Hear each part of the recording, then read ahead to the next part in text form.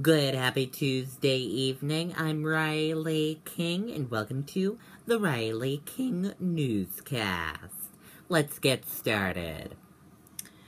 First up, former pastor accused of sexually assaulting girl. Let's take a listen to this video from WMUR.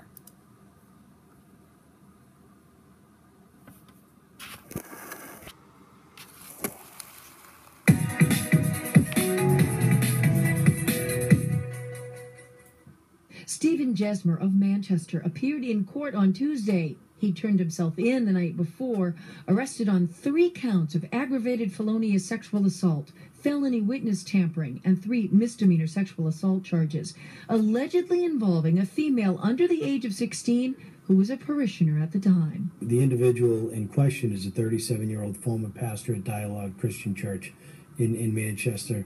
And the harsh reality is he's breached the trust of a young child. According to court records, Jesmer allegedly told a fellow pastor at the Dialogue Church in late June that he felt bad about something he did, and he described his actions as stupid and that he had crossed the line.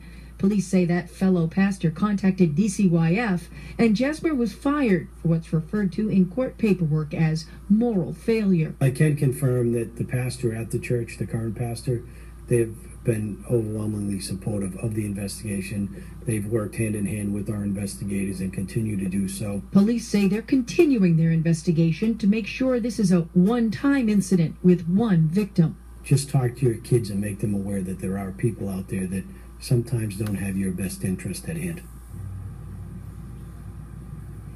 Anyone with information is asked to contact the Manchester Juvenile Investigative Unit. Meantime, Jesmer is free tonight on $100,000 bond due back in court in late September. Reporting live in Manchester, Jennifer Crompton, WMUR News. Okay, and there you go on that report. Bus driver sentenced for causing crash that injured 3 students. Let's take a listen to the video.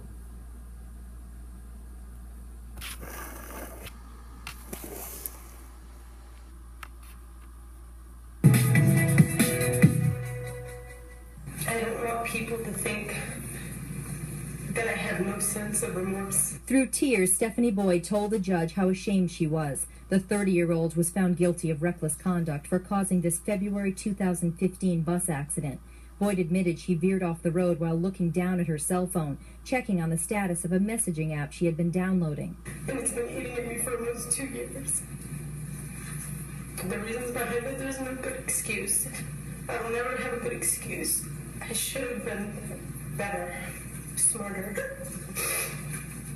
I should have made better decisions. 11 students were on board, 3 were hurt. The impact so strong, a 12-year-old was thrown forward, slamming into another seat, fracturing her jaw. She impacted the seat so hard with her face that she bent it in half. Seth Stevens told the judge that it took months for his daughter to be cleared to regain her daily activities and will have a scar on her face forever, while another parent whose son was also hurt said Boyd shattered their trust. We entrusted you with our world, not just on that day, but every day you drove that green bus. Your complete disregard, not responsibility. It comes with that trust both horrifies me and disgusts me. This isn't a case that warrants a slap on the wrist. We need to send a message. The state recommended up to 2 years behind bars, but the defense says that Boyd already has been punished. She lost her job, her CDL license, and her reputation, and he says the extensive media coverage already sent out a clear message. Since you've been jailed, they never send out another alarm to these people. The judge ultimately sided with the defense, giving her a suspended 3-month sentence and community service, pointing out that the felony conviction will forever impact her life. The judge recommended that as part of Boyd's community service, she talk to high school students about the dangers of cell phone use and driving, and even write letters to the editor. She declined to comment after the sentencing. Reporting in Brentwood, Heather Hamill, WMUR News. Okay, and there you go on that report.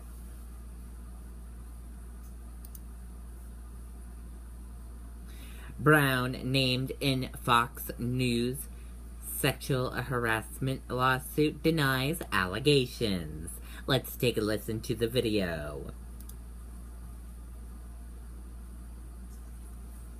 Get McMokin Chevrolet, winner of Chevy's Dealer of the Year award. With no money down, drive the 2016 Chevy Cruze LS for only $179 a month. An award-winning car buying experience will be yours at McMokin Chevrolet. The Thompson Auto Group.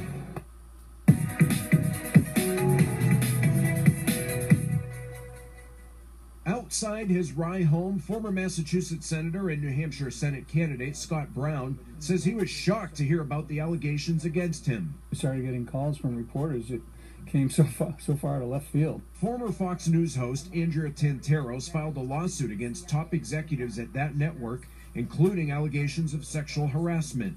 Brown, a current Fox News contributor, is not personally being sued, but is mentioned for an alleged incident about a year ago. The lawsuit says he made inappropriate comments to Tantaros on set during the show Outnumbered, allegedly telling her she would be fun to go to a nightclub with. It says, quote, after the show was over, Brown snuck up behind Tantaros while she was purchasing lunch and put his hands on her lower waist. I have no knowledge of what she's referring to. No, I've never, to answer your question, no, I've never touched her around her waist. In a lunch line? Why would I do that? And she said stop. I have no knowledge of that. If there was anything in a lunch line, it would be, hey, good show, and that's it. The lawsuit says Tantaros' complaint about Brown was ignored. He says he would look forward to making a witness statement, adamant the allegations are false. There were never any issues brought to my attention by her or by management at any time whatsoever. Tantaros is suing Fox News and several of its executives for nearly $50 million. Reporting live in the newsroom, Mike Cronin, WMUR News 9. Okay, and there you go on that report.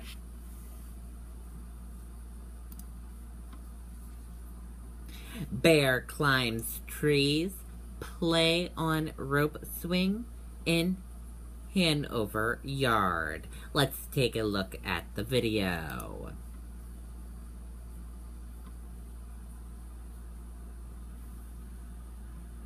Get McMokin Chevrolet, winner of Chevy's Dealer of the Year award. Lease the 2016 Silverado Double Cab LT 4-wheel drive for only $259 per month with no money down. An award-winning truck buying experience will be yours at McMokin Chevrolet.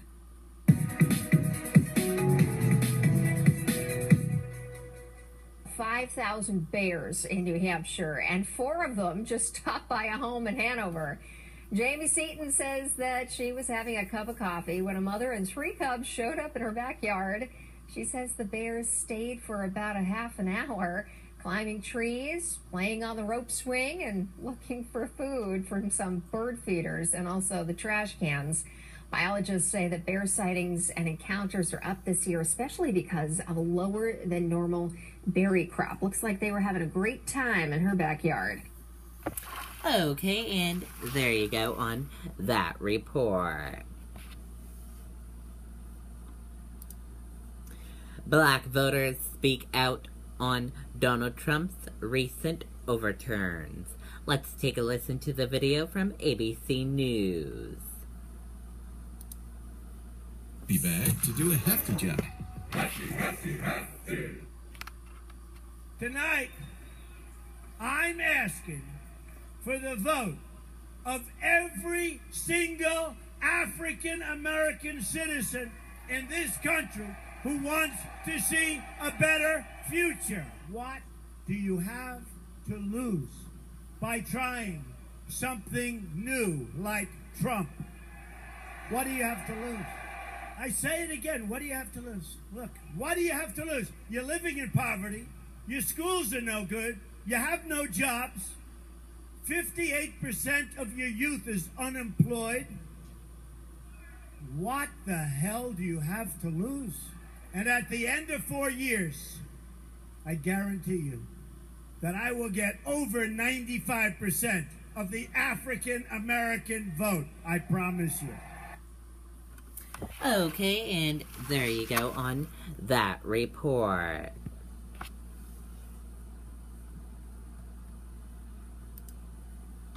Feds investigate hack of the New York Times.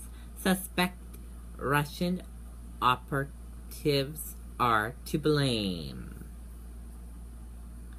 Federal authorities are investigating a series of cyber attacks on the New York Times and other U.S. media organizations, and they believe those web-based assaults were probably carried out by the same Russian hackers who recently inflated Democratic organizers.